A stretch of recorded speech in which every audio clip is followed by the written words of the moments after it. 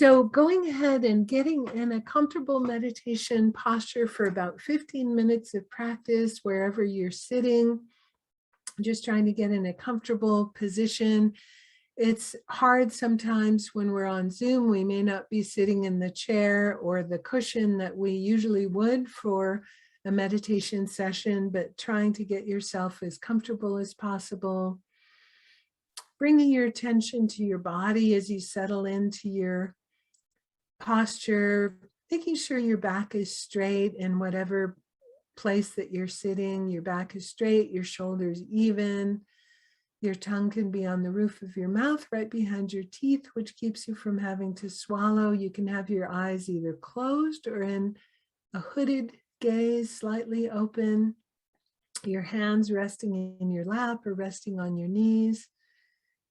And then just taking a moment to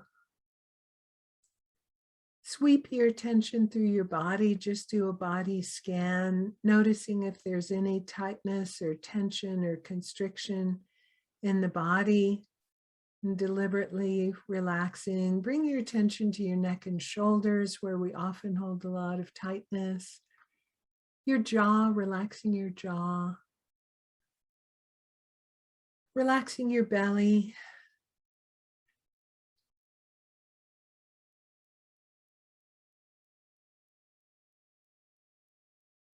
And then we'll round off this initial settling of the body with 3 deep breaths. So really deep inhalation all the way down to the diaphragm. Deep exhalation. And this activates that soothing system, that parasympathetic nervous system we were talking about before. So 3 deep breaths.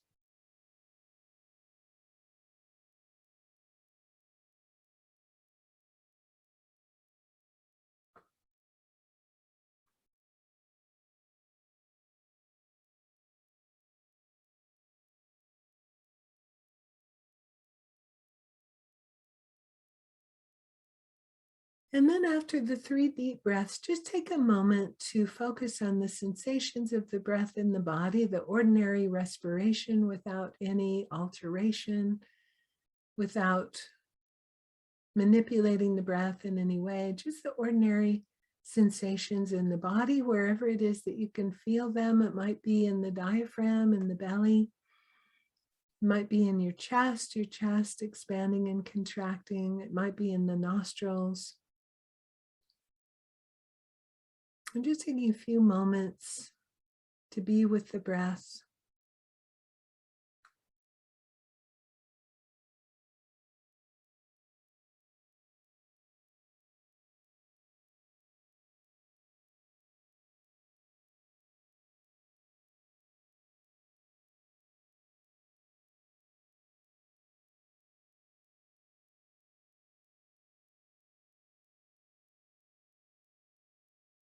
And then think of an emotional trigger that you'd like to bring more attention to.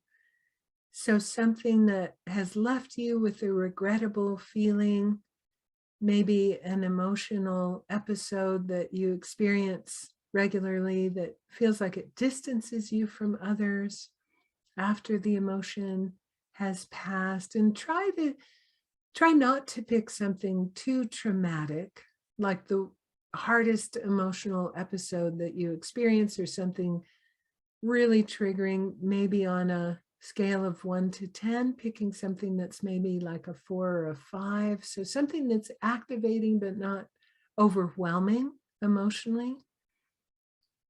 And then when you think of the emotion you'd like to bring more attention to, bringing to mind a specific instance where this emotional trigger makes you feel contracted and stuck in that experience, or you feel makes you enact behavior that's deconstructive. So thinking of a specific instance, bringing it to mind through your imagination, beginning to picture or feel yourself in that situation.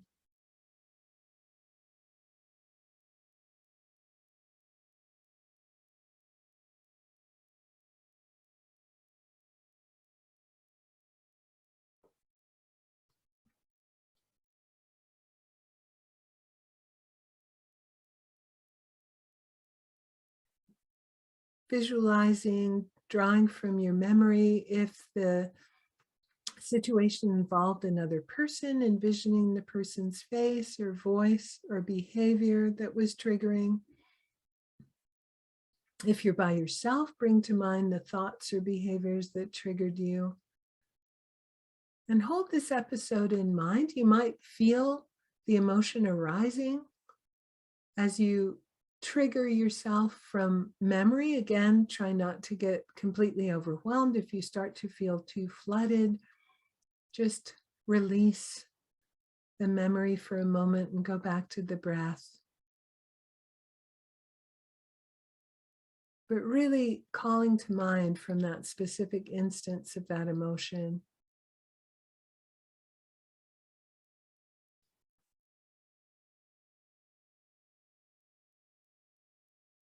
And starting to become aware of the emotional experience and recognize whatever is happening. If it's helpful, you can name the emotion that's present. So often when something feels unpleasant, we want to avoid, to suppress, to deny, but recognizing what's present and then allowing the emotional experience to be here instead of distraction or suppression, just sitting and allowing that emotional experience that was re-triggered from that memory.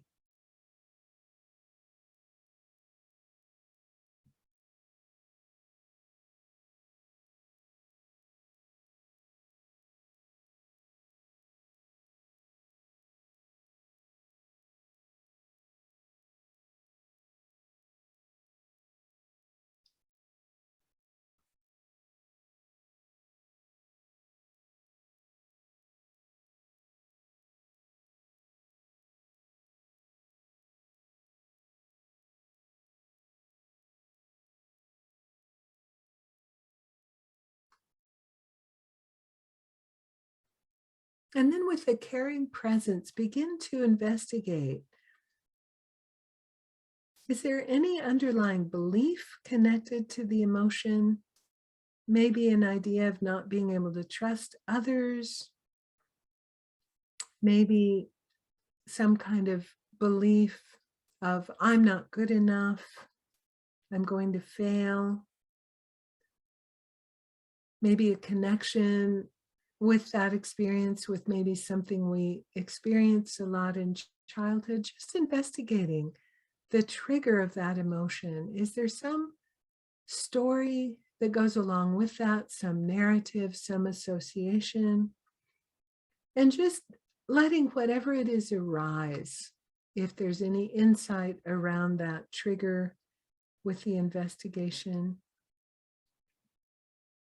And if you notice some sort of underlying belief or story or narrative, investigate what kind of sensations arise in the body as you notice what might be present.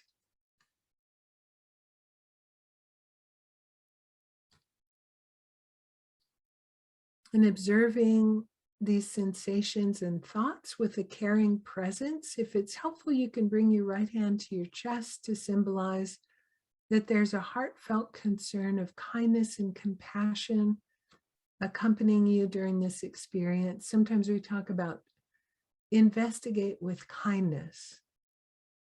So instead of judgment, instead of harshness, we're investigating with kindness.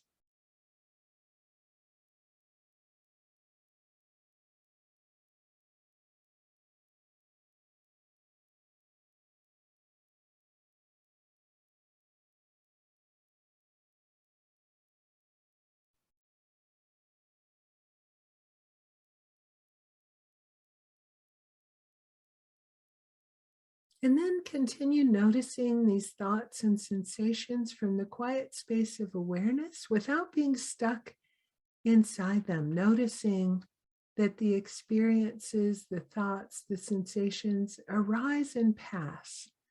So the non-identification We're just having this as an experience. We're just experiencing these thoughts, these sensations. They're not who we are.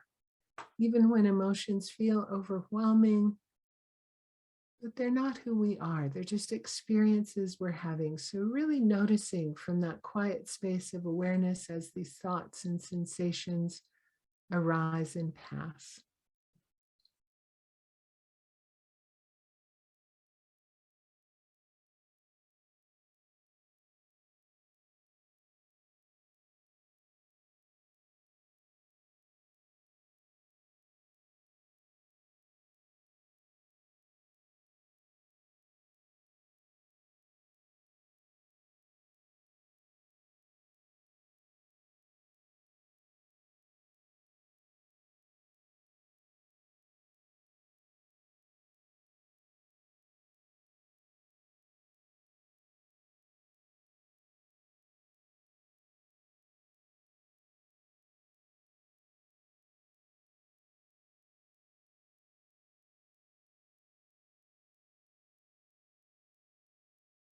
And then releasing the thoughts, releasing the investigation, and just returning to the breath for a moment, just feeling whatever feelings might be alive in your body, using that anchor of the breath.